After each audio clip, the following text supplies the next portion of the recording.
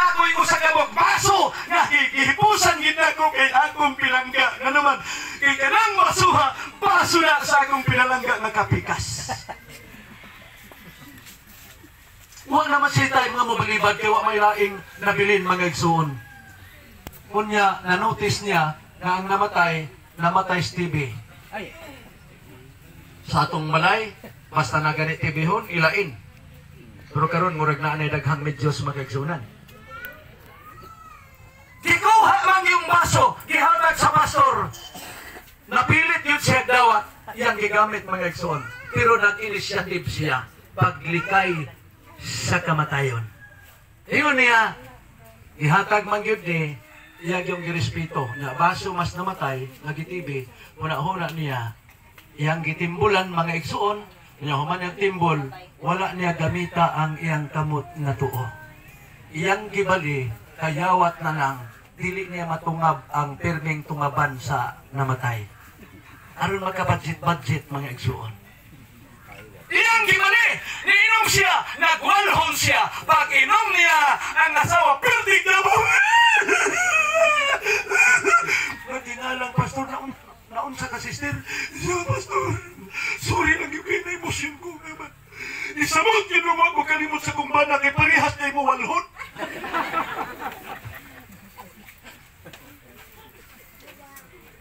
Ang akong punto, makalikay ka ha?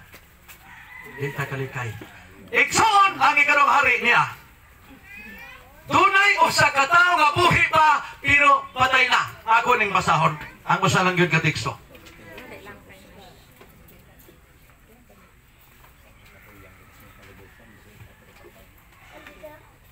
Ikaduhang hari, Kapitulo 5, versikulo 7. Nga igsoon ang gisulti nini. Pagkabasa sa hari sa Israel sa sulat, gigisi niya ang iyang bisti. Ug mingon, nganong gipadala niya kanako kining tao aron ayuhon sa iyang sakit sa palit. Unsa ako, Dios, may gahom ba ako sa pagpatay o sa pagbuhi? Ikson, ang tao nga sinaman nga sakit o sangla, dili basta-basta nga sakit ikson. Nga naman, kidiklir sa hari nga sinaman, patay na. Siya lanong gipadala man as hari sa Syria, nga rin ako, Diyos ba ko, nga mabuhi o patay na? Kaya din giisip ikson, nga doon na day tao, nga buhi pa, pero patay na. Labinag mataptan ka sa sakit nga sangla.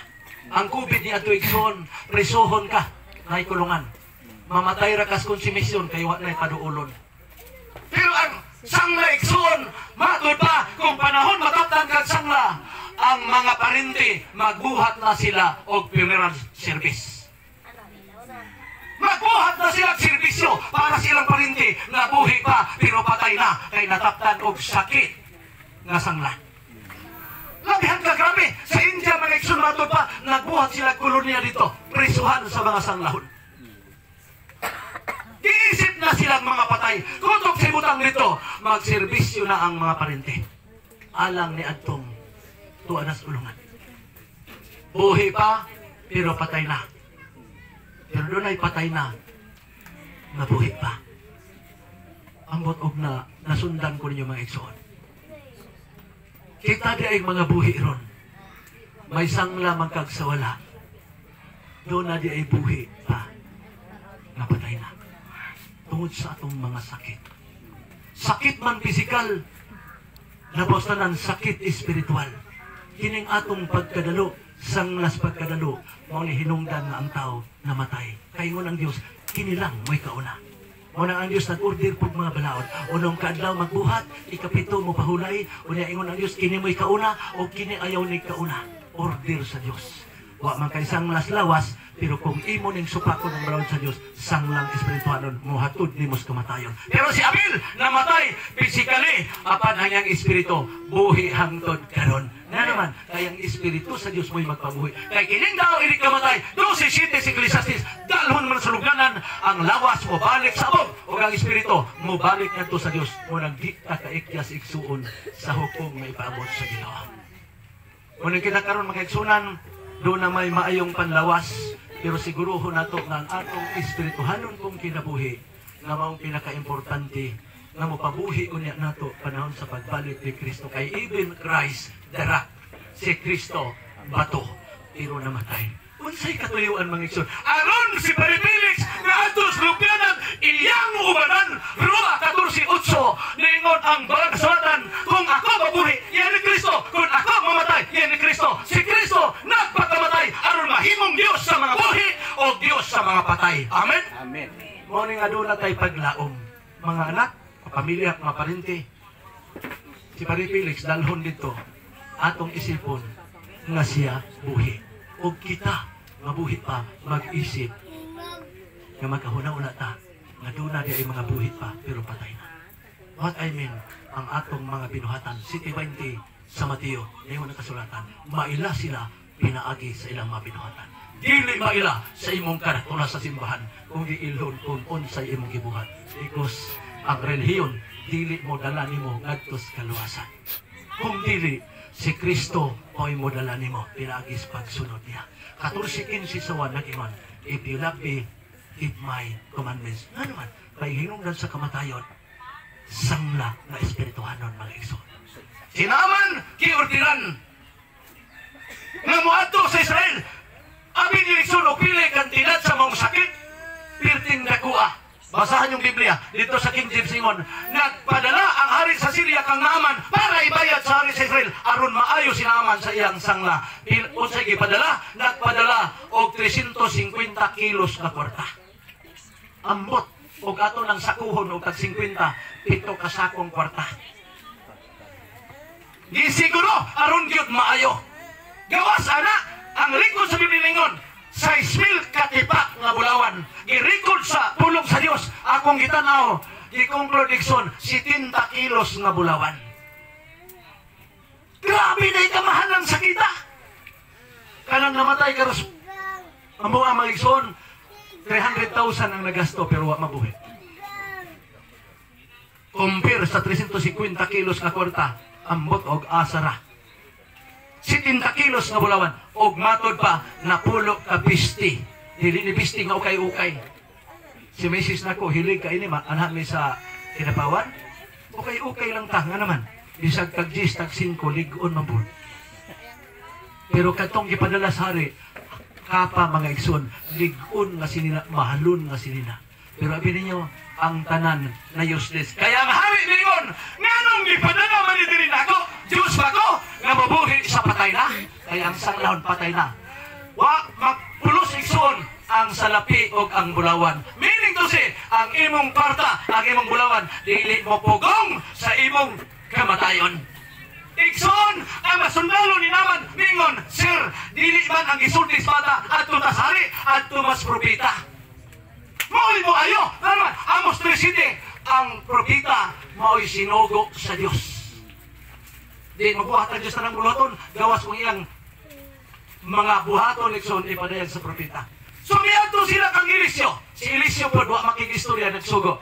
Ingna, sinaman, muadto sa suba sa Jordan. Ikson ang tao bagulbulan. Maupay hatagag kaayuhan, maupay bagulbulan. Di gani kadawat tayong ayuda, apirti ng isuga. Tirog na ipatawag, na itigom, na meeting, na ipahina, pas kang dugaya. Tinaw, dili. Inanin decide sa tao. Bagal mo sa naman isa. Usay sulti. Sa dito na sir, dito na boss. Sa Jordan. Sa nayabat. Kalubog na ng Jordan. Antong yun ito. Ayaw pagbuot sa resitas, doktor. Kaya kung mag-inanak kas doktor, kung doktor, ikaw na rin doktor, ako na rin pasyente. Bagol mo siya. Iyong masunod sir, sundo na lang ato. Kaya bisa ng hari, di man gani, di makaayo. Mamasin na lang ta. Nga naman, kaya mamay gisultis bata, makatong kibihag na to. Igsoon, niadto sila. Pero reklamo sa siya. Naiparpar, pating tinawa. Anong adto, yun anong Jordan. Mapating rubuga. Pagdayong lakaw, niyo si Eliseo, ingna, nga kapito. Sa kapito, yun! Mohangyo pa yung kaisa lang. Di mayo. Sir, sundon lang nato kay maway resita sa propeta sa Dios. Gisunod, ang record sa Biblia nag-ingon, human sa kapito mga igsuon, limpyo ang iyang panit sa mas o sa kabata na ulian. Only God can make possible from impossible. Amen?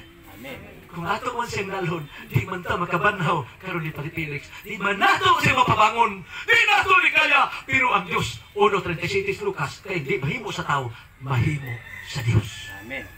Amen, mga igsoon. Amen. So magpaabot ta nga malaumon, before kini itunod, tunay saad ang Diyos. Ang saad niya, mao ni, unang Juan 2:25, ang iyang gisaad kaninyo, kinabuhing walay katapusan. Kay sa pagkakaroon, bisag unsaon na itong paningkamot, pagwapa, pagwapo, anam-anamon yung tagbiras kunot mga igsoon. Ang atong buhok, mamuti na. Ang atong mga agtang mga lalaki, manggawas ng bagol-bagol, doon ng ulingon. Pero nindot na lang, ug muuli man ta sa temporaryong puloy-anan, nabisag patay na, sama kang Abel, patay na ang panhangtod karon, nagsulti paghapon.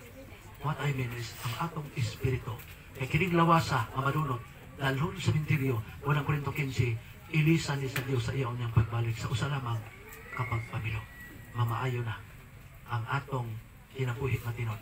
Unang Timoteo 6:19, iyon si Pablo, kay ilang gibutang ang ilang paglaom sa patukuranan sa unahan, aron maangko nila ang tinuod nga kinabuhi. Kaya nga naman, ining kinabuhi na ito, magwapo, magwapa. Diki ni puros mga igsuon. Ano man, musugot tag sa dili, kamatayon atong kadulungan. Amen. So mahinaot ko nga karong buntag, mohilak man ang atong mga minahal sa kinabuhi, paghilak nga magbalon o paglaom. Tungod kay dunay, patay na ang panbuhi pa. O kita, may maningkamot sa problema sa itong kaugalingon, kay dunay ay buhi pa na mahimong patay na kung mubuwag ta sa relasyon sa atong Ginoo. Ang Diyos na yung kabuntagon, magapanalangin ka natong tanan mga hilikog mamatay sunan. Amen. Kung matod pa sa ato nga ibsi,